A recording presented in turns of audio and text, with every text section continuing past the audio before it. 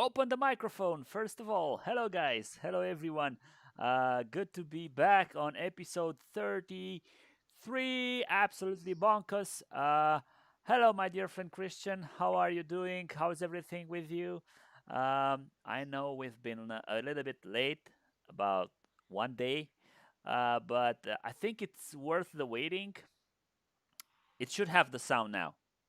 Don't tell me you don't have the sound. You have the sound right now because I can see my VooMeter running here, and I'm sure it's gonna work online also. I should do a double check, It but is working, too. It's it's working. working perfect. So say hello to everybody, Christian. We've been doing some new setups. We've been doing some new things. Courtesy to my dear good friend Christian, we now have a agenda for the stream, which is very very good, and that is very nice. Episode 33. Christian was noting, oh my God, it's been so much. It's been so many. It's been so many. It's been so much waiting for this COVID thing to end, and for our craziness to happen, like with all these live streams and everything. We're still waiting for Lud. I don't know if he will be able to join us. He was cooking dinner because it's not our regular streaming day, so everybody had their private, things to do, and yeah, this is how it happened. Hello, Patrick. Hello, Soron. Hello to all the kids at my school. Hopefully, we will have a clean chat today, as we all talked about it, and we will enjoy ourselves through this streaming. Uh, yeah, I really like the agenda. Also, I really like the fact that now we're listening. I mean, Christian is listening to whatever you're saying on in the chat, and also talking on the forums and everywhere, and giving us feedback about the live stream. And I'm here to implement what he's doing. Actually, I'm a little bit like, the lazy one here, but we already know about that. I could say something rude about Eastern Europeans too, but I won't. Yeah, I sure say it's good you don't conduct into this kind of discussions because who knows? Yeah. No, no, I'm just joking. But it's a cooperation too. We help each other out and try to improve the Ex show all the time, and this is in our spare time. We don't get a dime for doing this, so yeah, we'll improve slowly, and that's how it is when you do voluntarily work and stuff like that. exactly. So once again, to go through the agenda of today's meeting is just the introduction we just had, and then right after me going through the agenda one more time, we're gonna jump to Chris's battle report, which is absolutely bonkers. Um, be sure to go to his channel. We have the link in the in the description of this video. So go there, go to his channel. He will do at least one battle report per week. I'm putting the pressure on him right now Yeah, because yeah. we didn't talk about this No, before. no. I have some footage. I wanna. I'm editing a video at the moment about another tournament I participated in, like uh, early fall, Yeah, where where we also did a stand-in tournament because the big one, you remember, the Midcon tournament that I was yeah, supposed to organize was cancelled due to the amount of people that were allowed to gather at one particular place, and therefore exactly. we came together as a community and made a substitute tournament that were within the limits of what the government is allowing us to do. All right. I, So I'm editing that at the moment. So I'm sure about that. I'm sure about that. But I want one battle report per week, from you, as we have from our good friend Rob, back in Wales, where he's doing that great job with his battle reports over the internet with friends. I'm sure he has one with me coming where I got my ass whooped, but yeah, that happens. Hello to Marvel Matt Dad. I'm very happy to see that the COVID uh, treated you with care and now you're good. Hopefully, everybody will pass through COVID as easy as possible.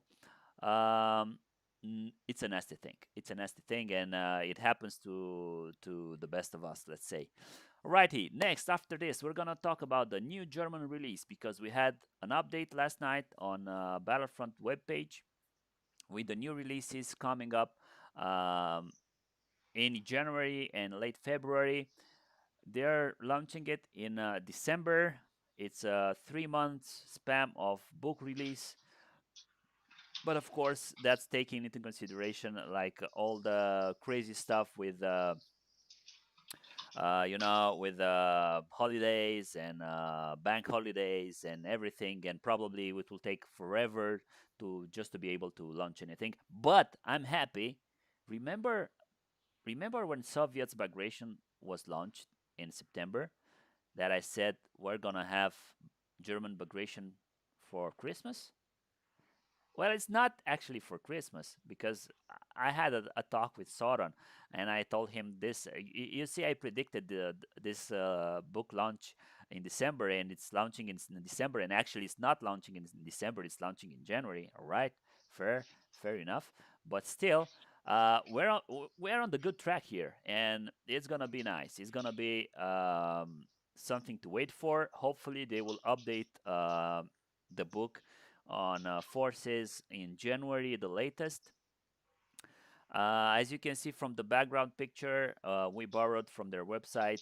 We already know from these releases and for their upcoming units releases, we can already tell what this book is gonna be about, and I'm looking forward to see, no dice, no glories articles, breakthrough assaults articles, and all over the internet you can see new things, and we can predict by looking through these new boxes and new units. We can predict what this book will contain, and actually, it's something that I just.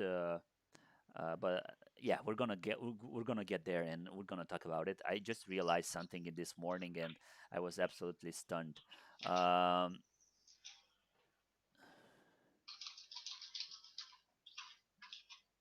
yeah, and we're gonna have, of course, the our good friend's Christian anecdote. So, that being said, my friend, let me go. And meanwhile, you just do the technical stuff too.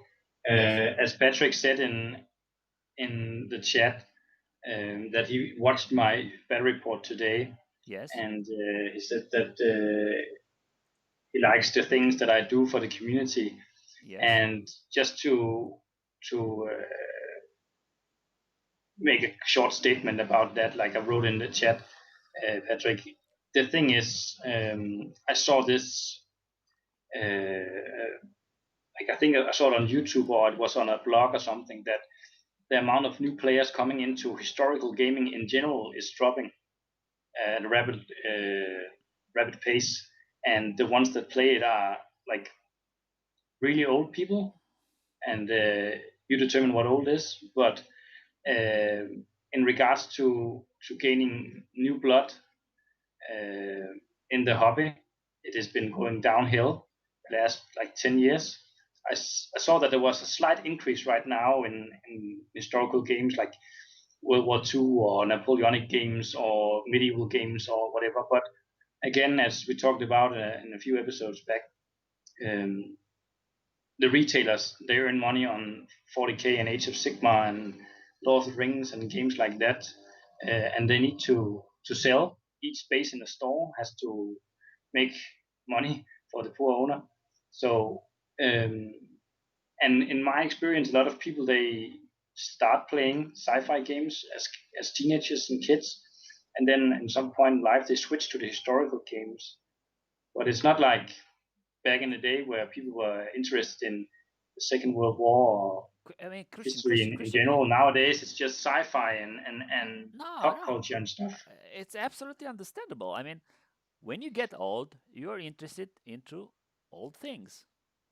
Like, you wouldn't go over, run after a 16-year-old girl or something. You'll watch somebody your age, right? Yeah, yeah. There you And go. but the thing is, I had made the channel like a long time ago, and then due to private stuff, I didn't have time to go into grips with it. So I thought, if I do short battle reports like these ones, in my experience, people don't want to watch a battle report that's like too long. And I found that if I am to edit it and also enjoy the game myself, I rather want to make a short battle report, like outlining the most significant things that happen in each turn, and then make a whole bunch of videos rather than me sitting and editing 3 hours of worth of video. So the future battle reports that I'm going to make are going to be like 10 minutes, 15 minutes tops, because I think that's a good. It's very Uh, hard. It's very hard to do a good battle report, and now you get to appreciate even more those guys that do battle reports. And I used to stalk many of the guys that are doing battle reports, and I was, pinpointing mistakes in their gameplay and stuff like this. But then I was like, now after, I mean, I've tried doing battle reports. I'm horrible. I don't have the. yeah, I you mean, don't have I the mean, extra energy to film and play and exactly, focus and exactly. stuff. I mean, I tried with our competition, with our tournament to do those live streams, and the amount of cursing going down, it was absolutely appalling, and I had to stop the transmission, and that video is unlisted right now. So basically, it's very when you go to the tabletop and you start playing a game, and if you played like we played, like me and Christian, I mean, we're like very competitive, and we like we were into wanting to win, and concentrating and doing our best at the table. It's not just like, yeah, I just want to hang out, have a beer, and that's it. Okay, we do that also. We hang out with the guys after the game or during breaks or stuff like that. But And the thing is, I enjoy competitive play, obviously, but I also like casual play, and I would never, go full on retard on a new player. But what I wanted to say is that these battle reports, it's lovely to see that Patrick watched it in his lunch break today, or what was it? yeah, yeah. And I think that that's what I'm going for. Like, you have 15 minutes in your lunch break and you're just sitting there swiping through your phone, eating your food. Then when during the day do you have time to watch 3 hours of battle report? I So don't I'd wanna. rather I will want not to go. make like a short one. Don't put this. Don't come up with these questions, because I think 90% of us watch these battle reports in their private moments. Yeah, yeah. But again, it's like to when I watch a battle report, sometimes you just sit there and you fast forward because okay, now there's a movement and I don't care about the movement. I rather want to see after you moved Yeah, what yeah. happened and stuff. Yeah, Rob. So Rob is doing the battle reports at the absolutely great level, and yeah, he's absolutely crazy and very meticulous with everything he's doing. And I hope you'll get better than him and beat him to that. And of yeah, course, and you got more gaming experience, and I would like to see in your battle reports uh, game advices. yeah. That would be I cool. tried to put in some advice during, Right. um, I but we mean, can watch it. yeah. Let's start watching.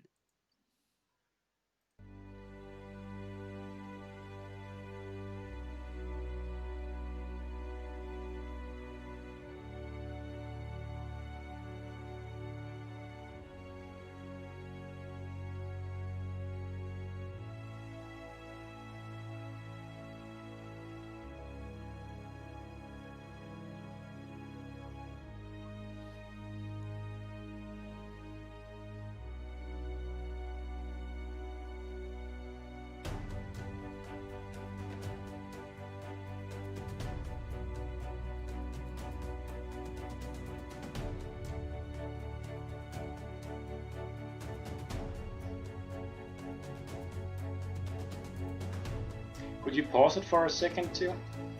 So tonight I'm playing against Bjarne at our local. Righty. I had a question the other day, I think it was yesterday, about the mortars, and to clear that out, if you're able to field some mortars, the 3-inch mortars, you just need to be able to field them. Then you can choose to take the 4.2-inch instead.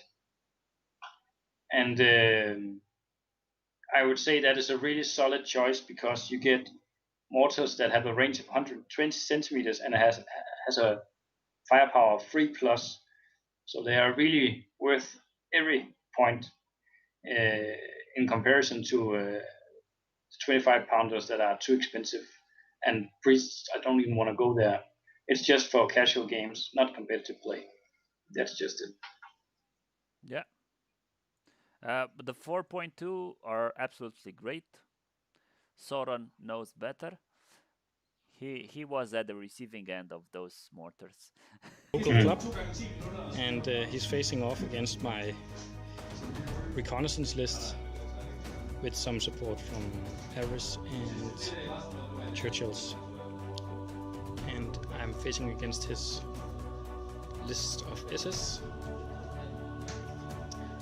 And Jan has made a quite generic list with tigers and best firepower and best infantry, and he's defending in no retreat. He has chosen to defend on this side, and I'm to attack from that opposite side.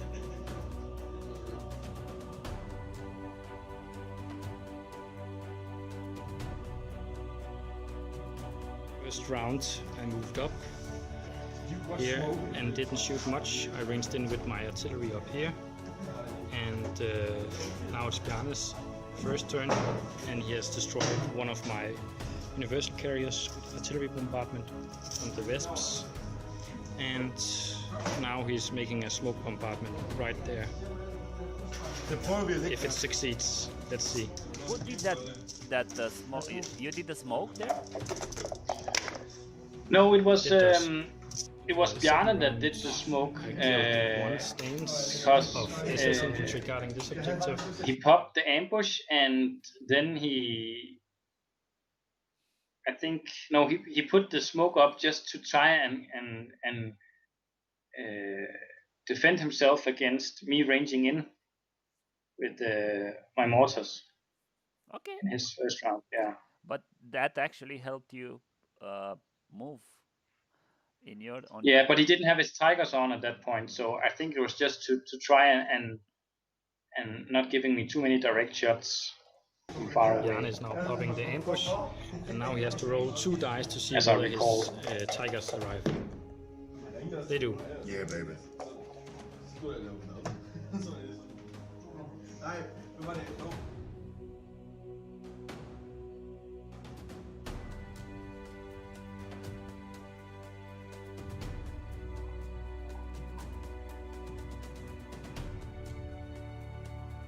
Third round, I managed to remove a lot of infantry from the center of the town, but it's Bjarne's third turn, and now he pits up with his 3 SS Tigers and is moving out his infantry in a proactive move to try and engage my Aris and my little Daimler car. Could you pause it for a second, too? My tank support has moved up. Yes.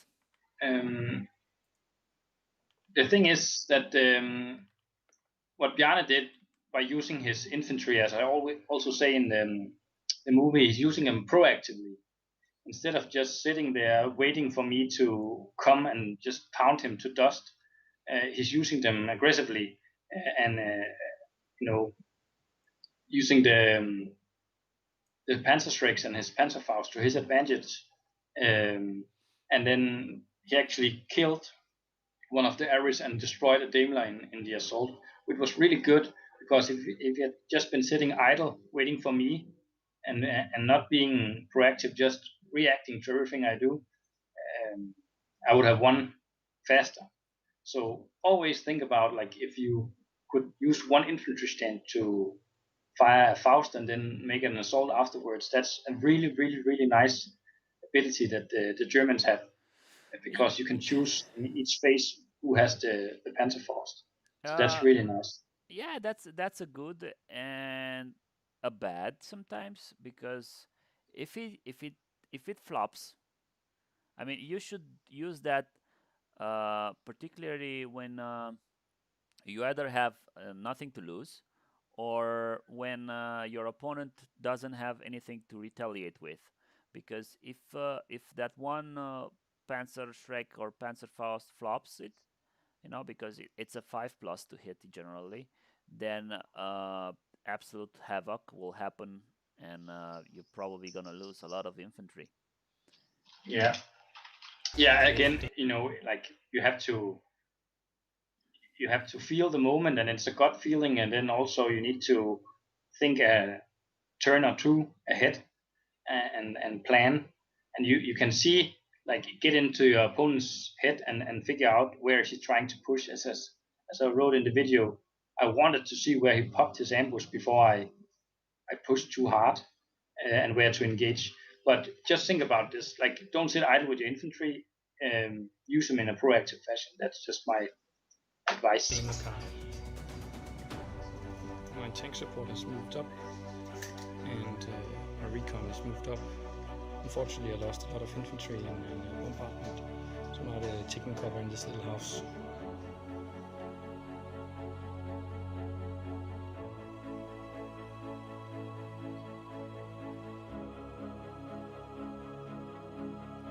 Yeah, it's really nice you're writing down what you're also saying, or part of the things, or adding up to the things you're talking about in the. In my fourth turn, I managed to assault Bjarne's last platoon, guarding the objective right here, but I was not within 10 at the beginning of my turn contesting, so we're still going on with turn 4. His packs run away, they fled, and his platoon up here is only 4 stands left, but they were out of command, so they had to make a last stand test, and now his tigers are moving on.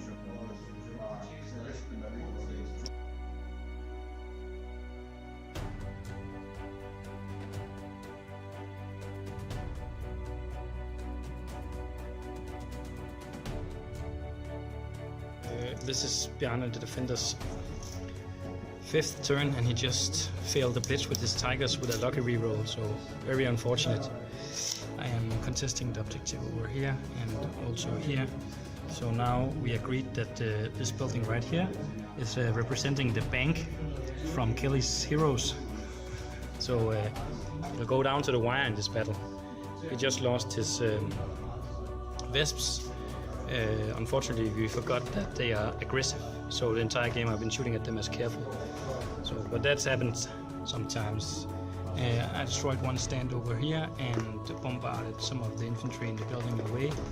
I didn't dare to assault his 2IC here, with the Tigers supporting him defensive.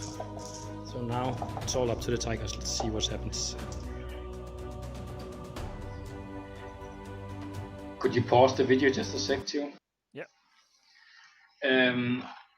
As you can see, Bjarne has utilized the fact that vehicles can't assault buildings. So he chose to defend in that side where the buildings were, because he knew for a fact that my army only had one infantry platoon. So he was going, very aggressively towards them by bombarding them and firing at them at all times to try and stress me, because if I didn't have any infantry left when they reached the town, I could forget about, pushing him away from that objective. So by utilizing that, when you see your opponent's list and place the objective near a building, you can force me to go after the other objective that is near the minefield. But by moving carefully with my infantry and moving them from house to house, and then keeping them concealed gun to ground for some turns, I was able to have at least, I think it was 3 or 4 stands left to go and engage the ones in the buildings. But always think about, if you face against somebody that didn't bring any infantry, use the buildings to your advantage. That's just what I want to say. Yeah.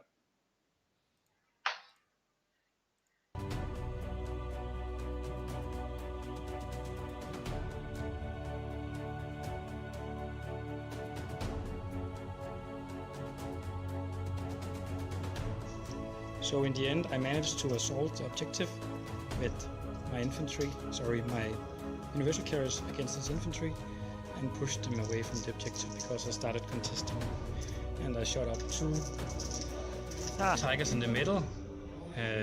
Joachim's failed miserably, but I managed to shoot the other ones with my Achilles right here. So I won 6-3 all in all. Great match. I think when I've seen that picture, I was like, how did you manage to shoot this? I mean, okay, the first tiger you can shoot it, but the second one, which is almost in the plaza, I mean, we can pause it and go over like this. No, Yeah. I was like, how did he curve The, the the shot? thing is to the one furthest to the right in the camera could hit the one in the back, and the other one could hit the one nearest the building. So we used a laser rangefinder to check it. So Right. and it was like when Joe Eakins didn't hit, I was like, shit, now he's gonna bounce this off, and all of his tigers will kill my stuff. Yeah. So I again always have a plan B. So that's why I also move my carriers to be able to assault the other objective. And you might think that okay, scout cars, universal carriers versus infantry that are fearless with top armor 0. That's a bit rough. But But think about it in this way: I had 6 vehicles that were able to assault, and he only had 1 Faust that he could fire. Okay, so he will obviously bail one on a 50-50 because he will hit it on a 4 plus, and then he had some MG fire that I could bounce off. So I did the math in my mind, and I was able to get in not with the first section, but with the second section, and I had 2 universal carriers that were able to hit him on a 4 plus, so a 50-50 chance to kill a stand, and it was enough. it was enough. So always have a plan B. Like if I had set everything on just taking that objective in the town, and I didn't hit the tigers, everything might have failed. So always have a second plan. And the thing is, the arrow that is parked near the UK flag, it missed its bombardment. Otherwise, I would also have pinned him down. So always have a plan B.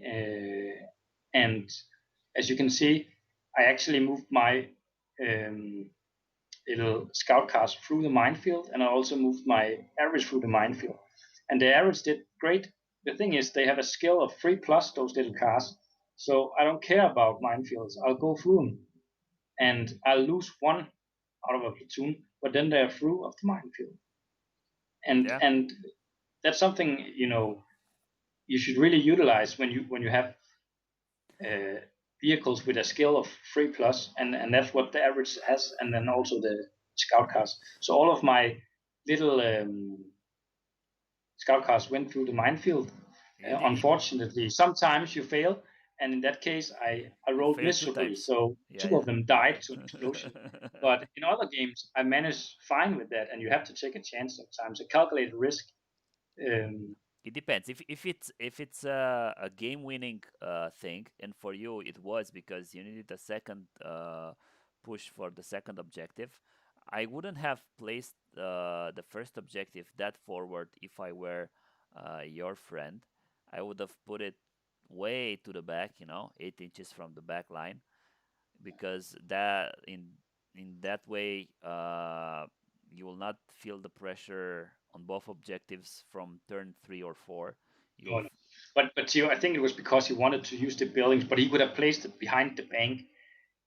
For all I cared, it's okay. It's just I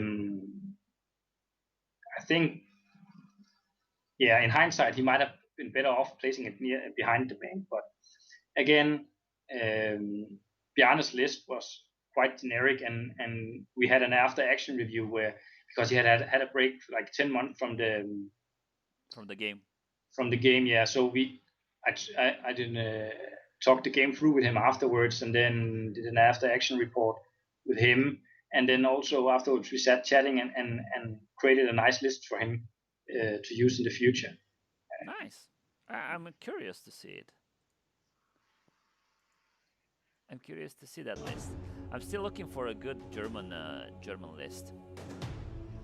As I don't know if you've seen the battle report on Sunday. I lost with the SS reconnaissance plus 6 Tigers against four M10s. You know, I was like so ashamed. But yeah, it happens. In the end, it's a game of dice. I lost one game at the ECC one year on a 6% chance from my opponent. He needed to make four pluses in a row.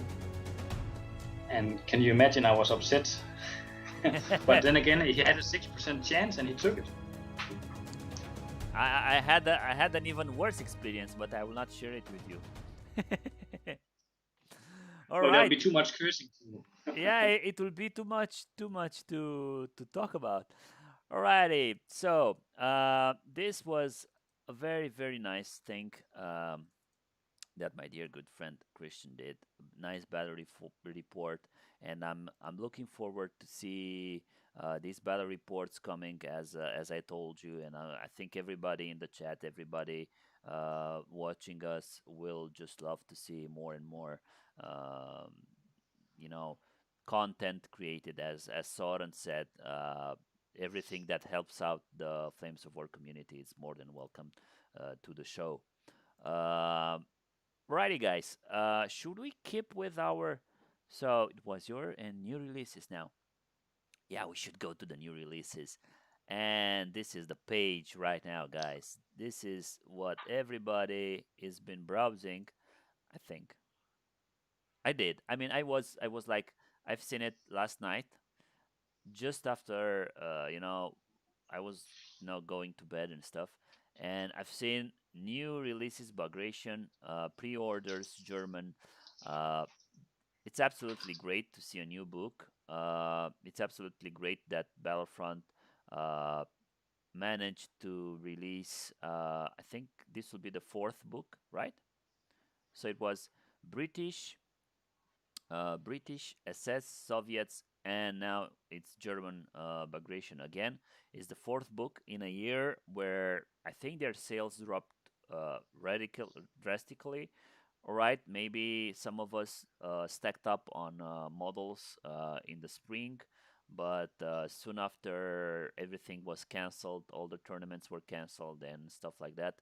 I think many of the people just didn't felt the urge to buy as many models as they used to buy.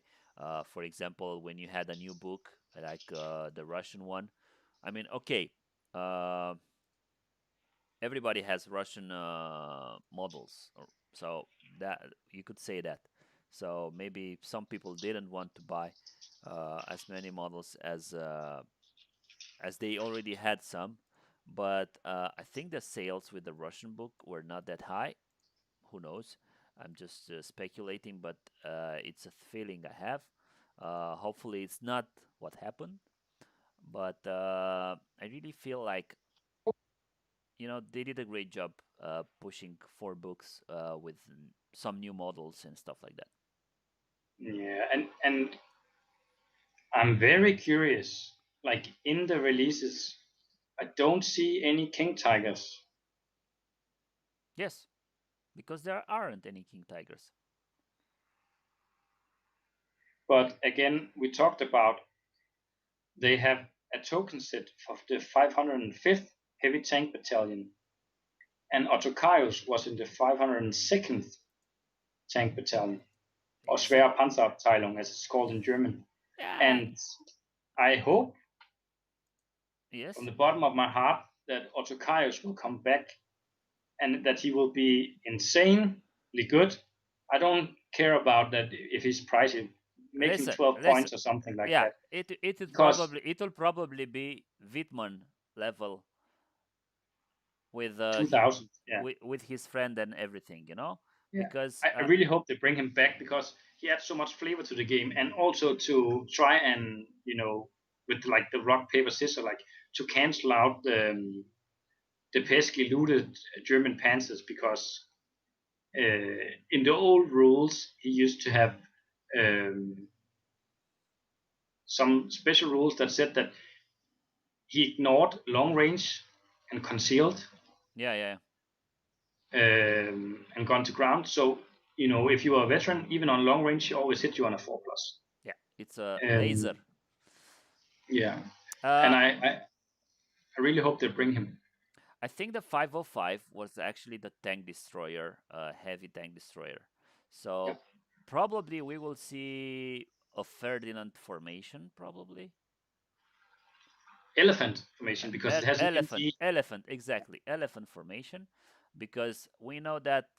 Here we go. We have elephants. There are only two, which is absolutely miserable and but understandable. I mean, it's clear that Battlefront, with this new book, only has the Hetzers, and then the shoe Panzer IV in plastic, and the mobile wagons. But And the no, Panzerwerfers. the Panzerwerfers are actually no. They're also old ones. Yeah, probably from the old Late War ones. Yeah, But and these are already released things. Okay, you cannot release as many new things as we will probably want. This starter set, with the shoe tank, I will not buy this because why the shoe tank? All right, they might make it insanely good, insanely versatile, and be able to do a lot of crazy stuff. But from my point of view, uh, it's not worth it. I mean, whatever this tank can do, you can do with the Marder, or you can do with the Tiger, or a Panther, or I don't know, anything else. uh, Arabella Norwood asks if elephants are expensive. And as the Ferdinand goes, the predecessor of the elephant, and just to make a short historical fact, is that the Ferdinands were produced because of Porsche losing the race to build the new heavy tank, the Tiger 4. So they had a lot of leftover hulls with tracks and engines and everything because they lost to Henschel. So they started the production even before they won the contract. So Ferdinand had a lot of leftovers, and what they did was that they bought those chassis and added a bigger gun and made it into a tank destroyer. But the really downfall of the tank was that it didn't have any MG to close defense. So it was really good, like out on the steppe in Russia. But as soon as the infantry came close, they weren't able to defend themselves. So they added in an MG, and Hull MG to protect itself against infantry. And that's the only difference between those two tanks.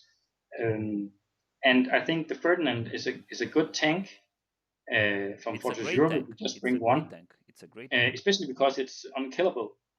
Um, I feel so I feel the elephant will be somewhere around 14 points because it has like MGs and stuff. And I don't know. I mean, let's take it step by step. So first of all, the book will launch in late January, so that's probably 21st, 22nd of January, or maybe pushed out to 25th of January. Let me just check the calendar. I will tell you the exact launch date. It will be 22nd of January. It's 2020 2020. It's 10 and 22 minutes and 22 seconds, and it will be launched on the 22nd of January 2021. So remember this. you just said 20 a bunch of times, but yeah, it's gonna be released like in the middle of January. I think later on. Uh, yeah.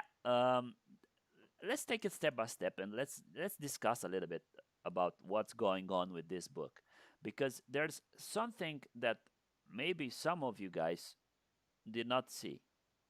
It has 55 command cards. Soviet Bagration has 42.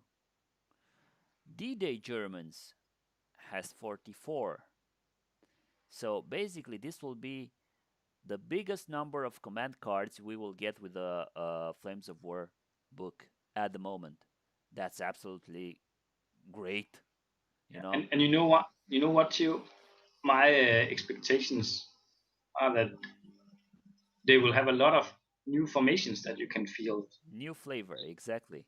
Yeah, and not so many. I don't think that so many new kinds of uh, like upgrade cards and stuff. But I think there's going to be a lot of really nice formations that you can field I'm really because I'm really looking forward to the Nordwind, to the Netherlanden, yeah, SS Vikings and stuff like that. Vikings. You know, Yeah, everybody should be here. And then you see the Fifth Panzer Division tokens.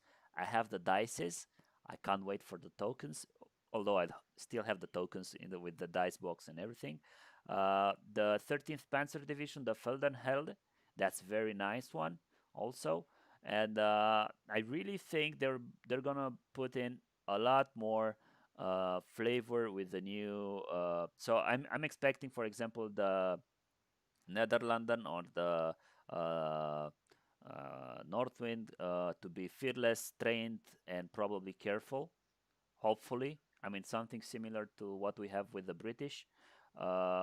If we have that, then I'm absolutely delighted. And if you have the possibility to take another Panzerfaust together with the standard one, then I'm like, hello, bring me. yeah, and I also think too that like in the old days that had the Assad pioneers, and they also had the like the Sturm division that is written down there, and also different Feldgendarmerie, like cheap defensive forces that you can field, and then have spare points to include like a Ferdinand and stuff.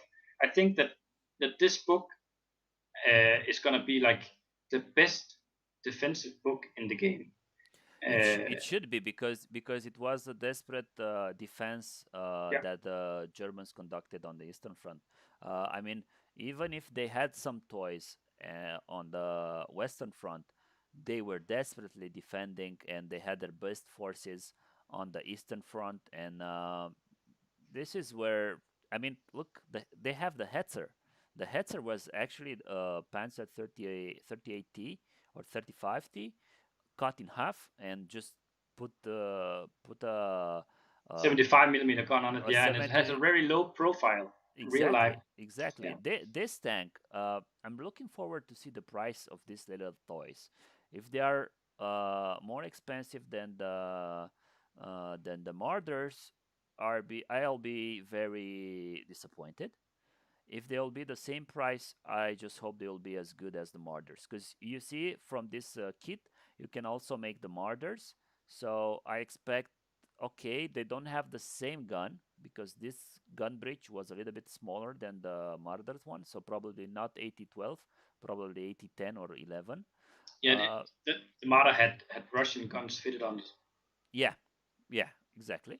And then, yeah, what you said with the assault rifle and everything, the assault rifle and this monster units, uh, it was like absolutely. I used to play these guys a lot. They are a little bit more expensive than what you see with the regular Panzer Grenadier MG teams because help me out here, Christian. Were they having range 8 and full rate of fire on moving in version 3? The Möbelwagen or what? Mm. The escort platoon, the STG assault rifles. Oh, I can't recall, mate. As I recall, they all had SMGs and they could shoot like 10 centimeters. But it depended because if they in Bulge they had STGs like 44, Yeah. Sturmgewehr 44, and it could shoot 20 centimeters. But I think these ones are just going to be SMGs. But probably they'll have some rules. You know, nowadays everybody can field or mount up their infantry on the back of a tank. Yeah, And I hope these guys they can stay can concealed assault. gun to ground behind on a tank. But when they're hit, you know, the rules apply like one shot. If you hit it once with a an empty shot. Every stand that is supposedly on the back of the tank will need to take a hit. Yeah. So I think these escort units will have most likely a better save or some special rules or something like that. No, For I think they will just be able to assault. I think this will be the only thing. Soren, Christian, all right, you're back. Hello. I just think it was a glitch. Yeah. Yeah. So basically, I think they will just be able to assault. So I'm not expecting anything else to happen. They have in this box they have the Panzer 70, the Panzer 470. I don't know what to say about this. What do you say about this? I don't like the box set because I don't want to field those This artillery pieces any day. this I don't artillery. care so. I rather wanted it to be including like Panzerwerfers All right, any day, all right. and then the Panzer Force or the tank hunter Panzer Force. I think they are nice because they're front armor 7, as I recall. But then again, they are not so versatile. But again, it's a defensive book, most likely. So you'll have them sitting far back and shooting at the enemy, and then front armor 8 on long range. Could be great.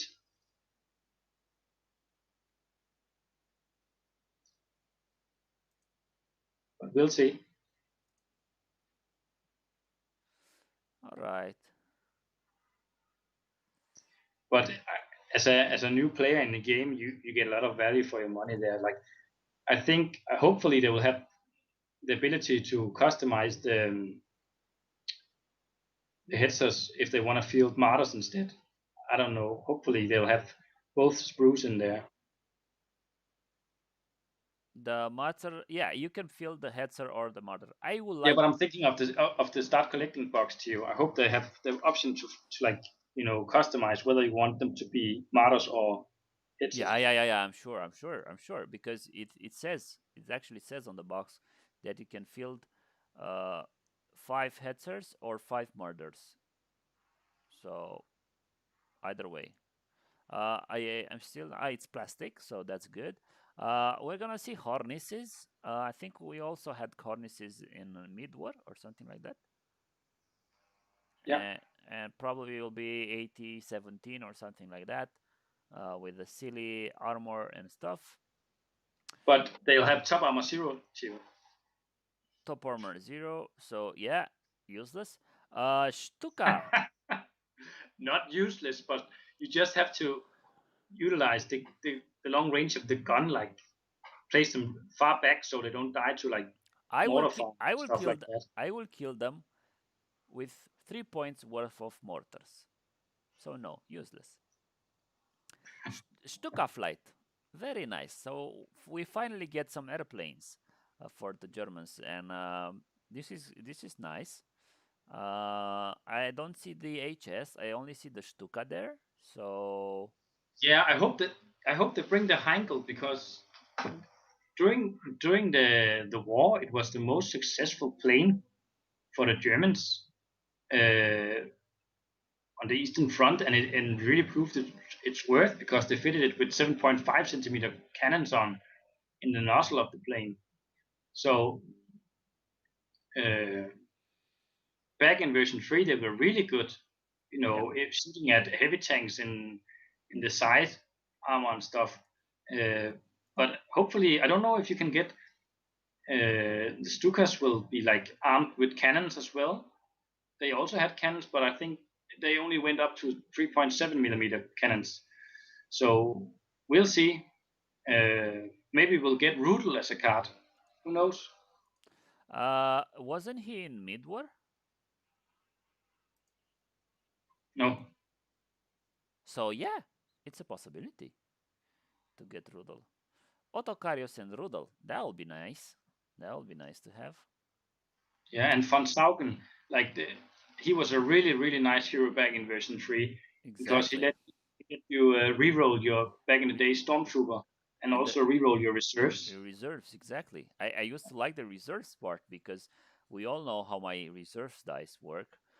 both from real life and our Online game. online gaming experience. Exactly. It's always when I have the three dices and the guaranteed reserves turning in, that's when I probably roll 1-5. So Yeah, but too, we might also see some. I don't know if like some Panzer Trap teams or like some new kinds of obstacles you can use in your defenses, like or some cool nests and bunkers. But I know for a fact that I think it's Breakthrough Assault, the guys from Breakthrough Assault, that's gonna do an article about it or like on their podcast during the weekend. So yeah, I really hope so, and I really hope our friends uh, are gonna take care of us and our curiosity, and they will showcase us because it's I think almost 1 month until the book will release. So I'm waiting for the spoilers because it's Christmas. We all love a good story. We all like to see what's gonna be like next year. Hopefully, with the vaccine and everything, we'll be able to finally get again to get some international tournaments happening and things like this. And I'm really looking forward to this like getting back to the normal thing, going back to tournaments, going back to ETC. The ETC is like the mecca, you know. I mean, I'm expecting for this it's the tournament to it's the happen. main event of the year too. Exactly. I mean, I have the money saved up already. If I'm gonna I mean if I'll be saving up more money until next year.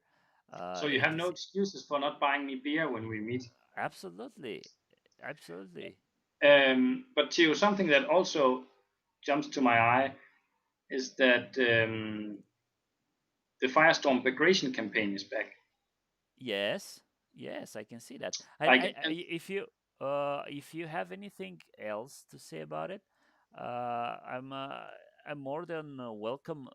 You're more than welcome to talk about it because uh, I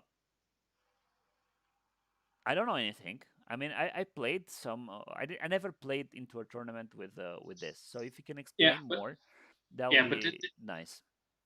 the thing is, like, in a campaign, like in a Firestorm campaign, the word Firestorm actually means that you can have Firestorm units, and they have this normally in Firestorm Caen, which is based in Normandy around the city of Caen. You play normally it's in a British sector, but you can play when we do it both with American and British players, and then obviously Germans.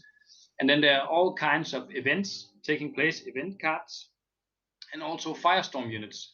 So to try and have the campaign on this little mini map where each square or hexagon on the map represents a sector from the real war or the real uh, theater of war near Khan.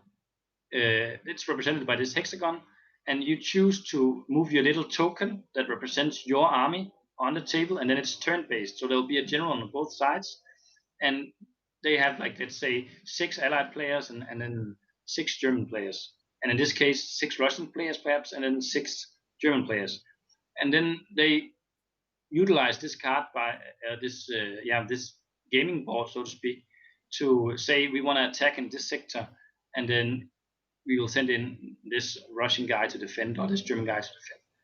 And then there are these Firestorm units that can be issued to the different generals. So uh, each army will be able to have additional units, so it will not turn into a stalemate.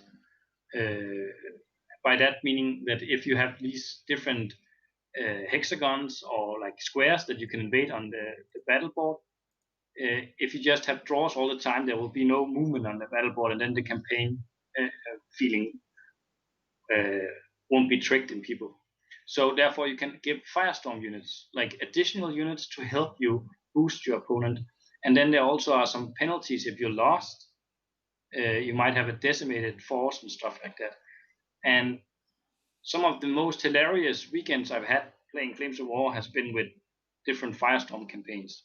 Nice. And you can also do it in your local club. Just keep the board lying around with the tokens on in the club, and then you can, like every game night during the week, or if you have a weekly game night, you can set up the matches on the board and play them out, and then when they're finished, the generals can make the next move for next week. So you can also play it like a long-term campaign. It's really nice. We really must try this. I really have to talk to my guys and see whoever is gonna buy it. Yeah. We shall see how it goes. Alrighty, guys. So we are currently finishing off with the rumors, predictions, new boxes, new German releases. We're gonna wait for the Breakthrough Assault articles. We're gonna wait for No Dice No Glories articles. We're gonna wait for everybody's comments and insights, and who else will be commenting on. We're gonna watch everything that's gonna happen online. As I told you guys, it will be a holiday for us until January. We'll probably start off on the 13th of January. Not to jinx it, but probably that's when our next stream will happen. Until then, we'll just be around, and probably I will do some games, live games, and Christian maybe will post some videos, some battle reports, some action reports, and stuff like that. I will also try to make some live games happen for you guys and everything. Um, what what is I'm also gonna have a giveaway video where I will be showcasing the absolutely marvelous IS2 box. I'm willing to send to one of the lucky subscribers who possibly will win it. I will be especially looking for very nicely speaking and behaving subscribers, not flooding the chat with absolutely crazy things.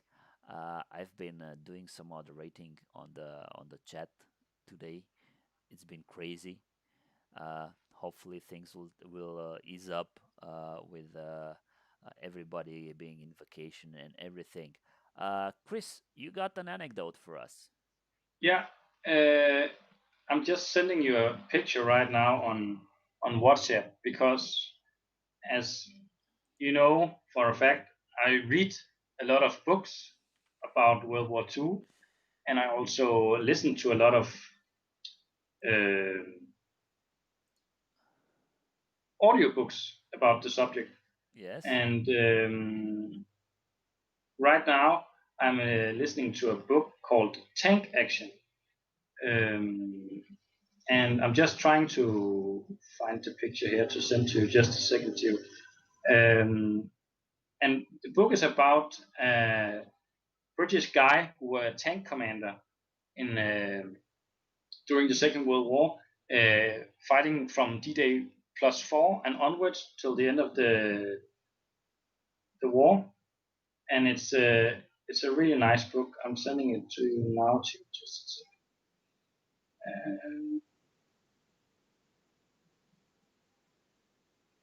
Yeah, it should be with you now. And the book is about this guy fighting in the Sherwood Rangers Yeomanry, and they were like fighting also in northern Africa during the first part of the war, and they were considered to be a veteran tank formation. Did you But send the it by thing email? was, Sorry, did you send it? I sent it to you by WhatsApp. Haven't Or it's received. easier if I send it to you by mail. I'll do it by mail. Yeah, it's easier if you send it by mail, I think. Yeah, just a sec.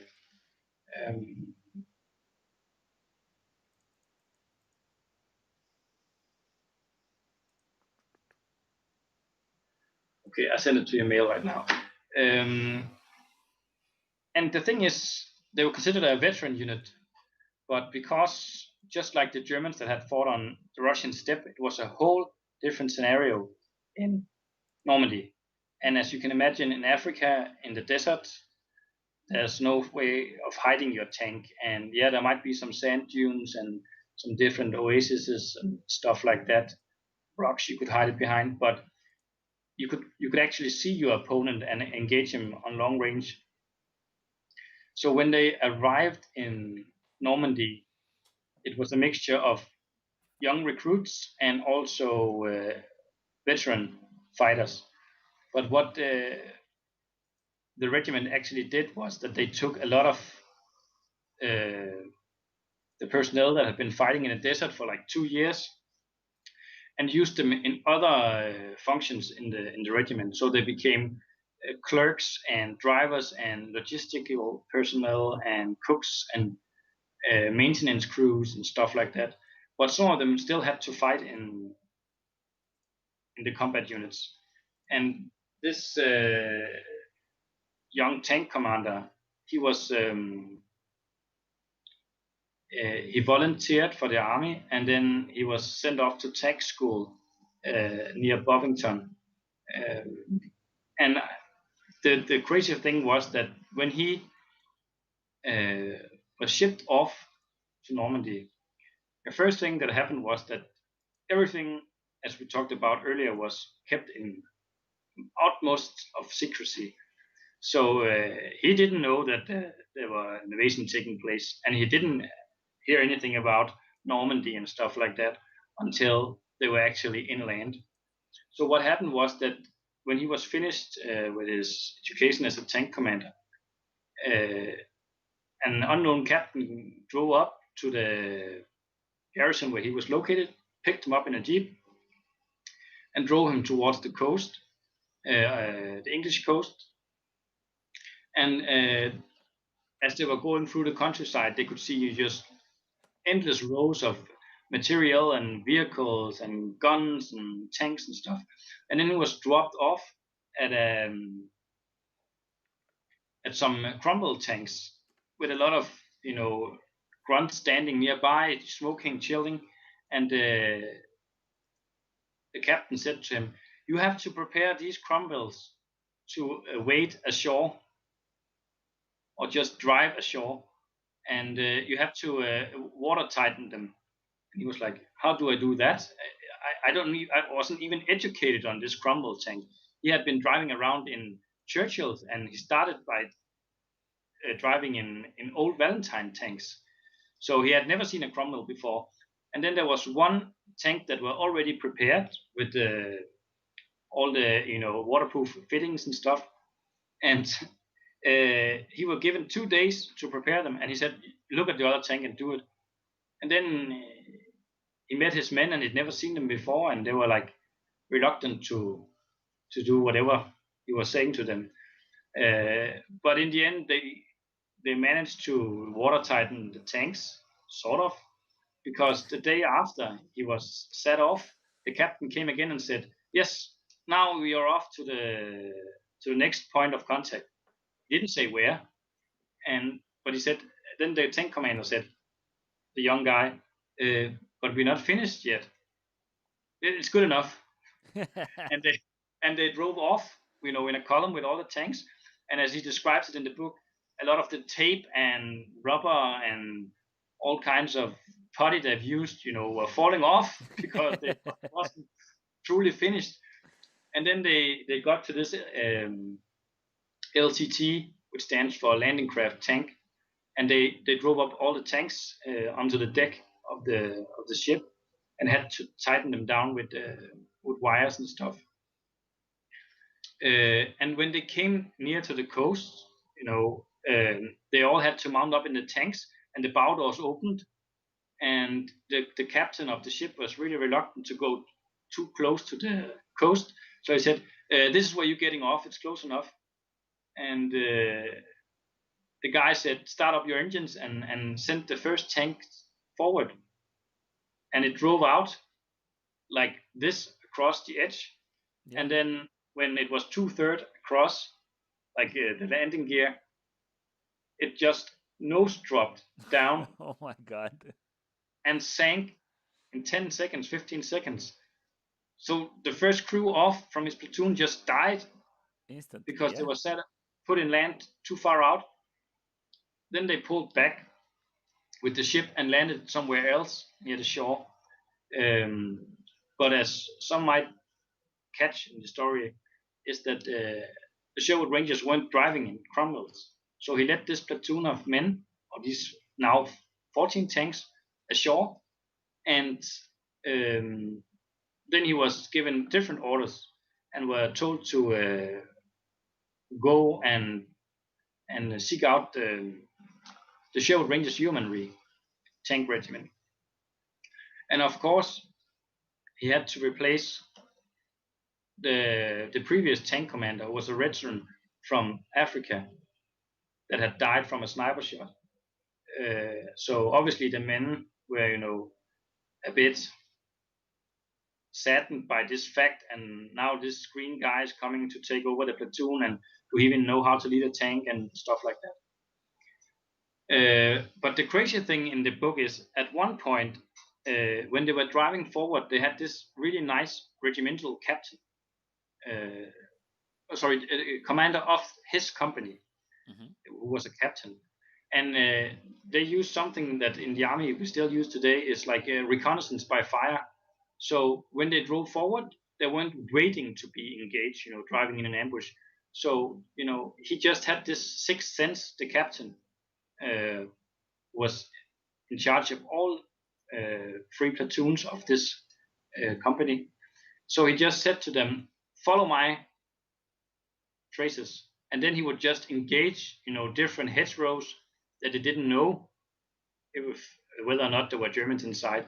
So he just plastered these hedgerows with fire. And that continued all through his first tank action, the baptism of fire.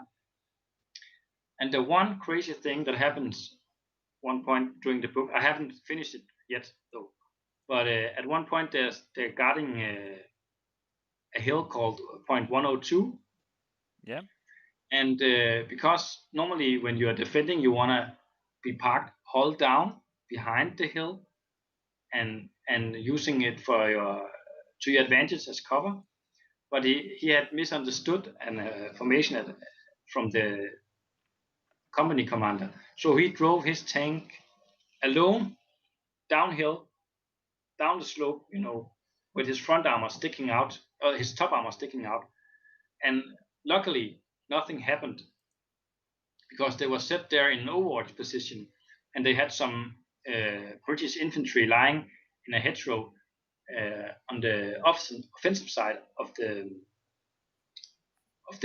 hill to guard these tanks. And obviously, at some point, the Germans counterattack against this hedgerow where the infantry is at. So they're just fleeing, And the way he describes the scene is that a lot of universal carriers are just taking over the infantry and not stopping to take them with them and everything. And everybody is just, running away. But within the regiment itself, they also had some scout troops. And among the infantry, they also had some of the tank company's scouts in universal carriers. Unfortunately, one of the guys from the scout platoon is killed in the middle of the field between the hill where the tanks are parked and the hedgerow. And they can just hear him cry out and screaming and stuff like that. But to worsen this assault, they had friendly fire blue on blue from their own 25 pounders. So they had to close down their tanks and just sit there and wait it out. Meanwhile, the 25 pounders were hammering their own position because they thought the Germans had already overrun the tanks as well. Then the most crazy thing happens is that the padre, the regimental priest, comes up to the tank and asks where this poor guy from the scout company that he has heard was dead is lying. And he says, well, it's the poor bloke lying down there in the middle of the field between the hedgerow and the hill. And he was like, okay, I need to make sure that he has been buried correctly. And they say, but Padre, it's insane. They'll shoot at you. No, no, no, no, no. So what he does is that he crawls down the hill on his stomach, like 500 yards down to the dead, injured guy. Um, Meanwhile, they're sitting there with their tank sights, trying to, have an Def- Overwatch position yeah, yeah, and be prepared to help the Padre. And they can just see that he's trying to pull him back, but must, come to the conclusion that he's too heavy and it's impossible. So he just kneels down. First, he stands in an upright position, and then he kneels down, and then give him his last rites and stuff, and then climb back. And they said to him, "You can't do that. You'll give our position away, and they might just shoot at you. They don't care about if you're being a padre or whatever." yeah. And that's as far as I've read the book so far. But Nice. it's really nice. That's a lot And of stories. yeah, and the way he describes it, is from his perspective, just a regular tank commander. But We should link it in the description, I think, of this video. I think yeah, that's a good reading for the people to have all the it's way. called Tank Action, and it's also on Audible if people want to listen to the audiobook, and we don't get any you know commercial money or whatever. Yeah, It's exactly. just I'm just recommending the book We're Tank recommend Action. we're recommending things that we hit up on and we liked, and we think that you guys might also enjoy it. Alrighty, so with that, I will wrap it up for this year, for this evening, and for this 33rd episode. Basically, look forward to our giveaway uh, video, which will probably be next week. It will be something recorded, so you guys uh, just chill out and wait for it. We'll not have a fixed release date just yet, because only the best fans will get to participate. It will be something very very simple, a like, a comment, and you might get the win.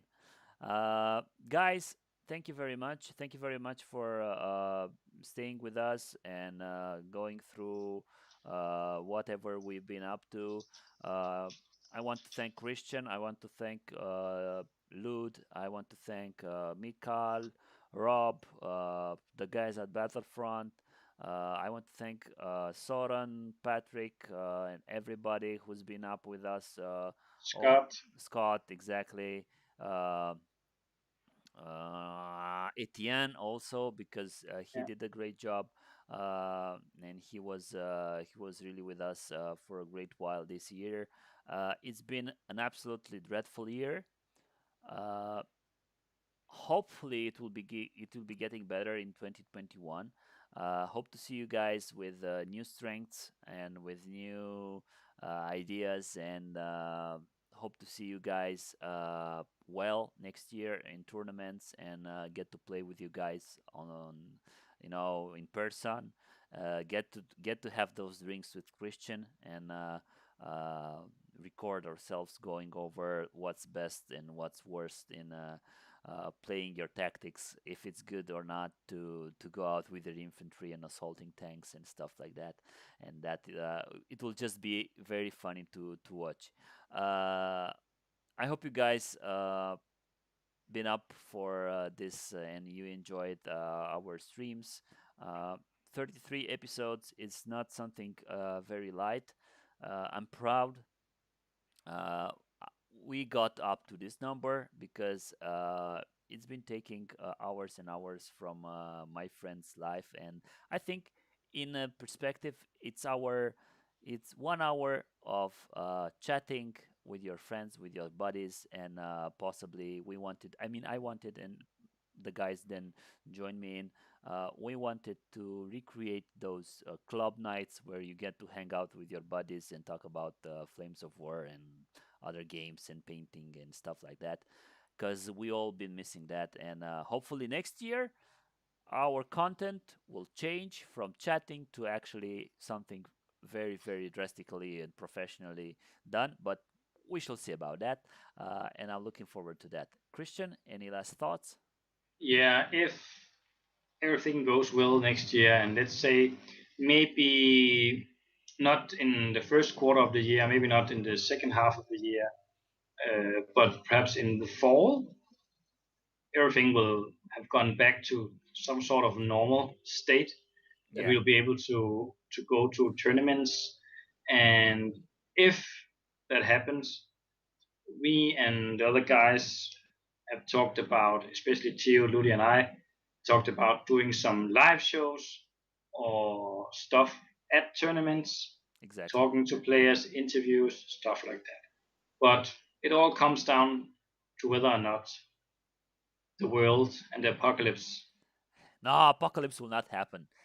No, no, oh no. Hopefully, everybody will have a great Christmas, Hanukkah, or whatever you are celebrating. Exactly. And I hope that you have a lot of miniatures under the tree. Otherwise, just make an excuse and buy them for yourself as a Christmas present. Um, and during New Year's Eve, stay safe. You can't play any miniature games without any fingers. Yeah, So, yeah. so Exactly. stay safe. Stay Watch safe. out for illegal firecrackers and shit. Yeah, we And don't have that anymore, I think. no, and then we'll see each other next year. Exactly. Thank you guys. Thank you so much. See you guys next year. Happy holidays.